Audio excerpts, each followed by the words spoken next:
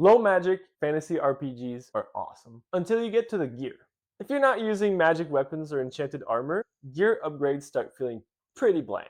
There's nothing to think about, nothing to plan for. It's just numbers going up, and that's kind of a shame. Hi, I'm Ace. I'm a graphic designer, and I've been designing games for as long as I can remember. When I was building my own low magic fantasy world, I ran into this exact problem. I didn't want magic armors or enchanted swords, but I still wanted gear to matter. So I started thinking about damage types and resistances, and it changed everything.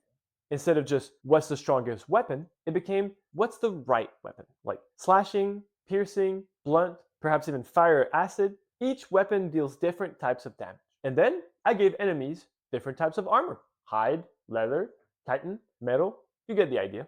On the chart here, a check mark indicates that the armor type is vulnerable to that damage type, whereas an X indicates that the armor type has resistances against the given attack type. Now suddenly, a sword isn't always the best option, but it's a great jack of all trades. A dagger might be useless against hard exoskeleton, but great at piercing through leather. A mace could crush bugs, but bounce off of hard skewers. Fire might easily burn and scorch hide, but it barely affects scale armor. You get the picture. So now, gear is strategic. If the party's about to fight a huge spider, maybe the spear guy sits this one out. Or maybe they hit up a blacksmith before the fight, swap out weapons, maybe craft a blunt weapon real quick. It turns the prep into part of the fun. And this kind of system, it's already out there. Monster Hunter does it with slicing, blunt, and shot damage, each one interacting differently depending on where you hit the monster. Blunt hits can stun, slicing can chop tails. It's about choosing the right tool. Warframe goes nuts with its damage 3.0 system. 14 different damage types interacting differently depending on the enemy faction you're fighting.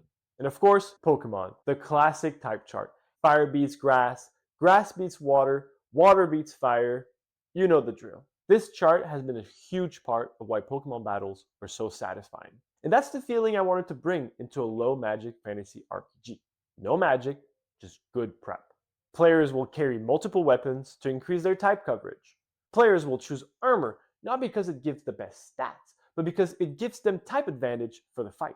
Shop becomes interesting again. You're actually looking for specific stuff to fit your current mission, not just trying to find the next +1.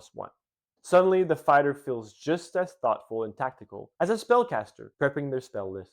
It's a different type of power fantasy. It's not, hi, look at me, I have the best gear. It's, watch out, I brought the right gear. And when that pays off in combat, it feels really good. But why does that matter?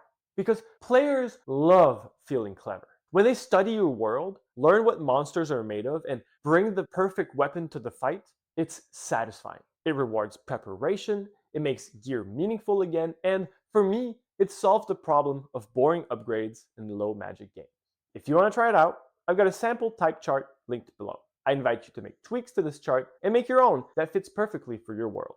Also, if you have suggestions on how to improve this chart, which I've been using for quite a while now, please let me know. Smash the like if you want to see more game design videos like this. Next time, I'll show you how to create monsters using this type chart so that you can mess with your players a little. Thanks for watching. I'll see you in the next video. Bye!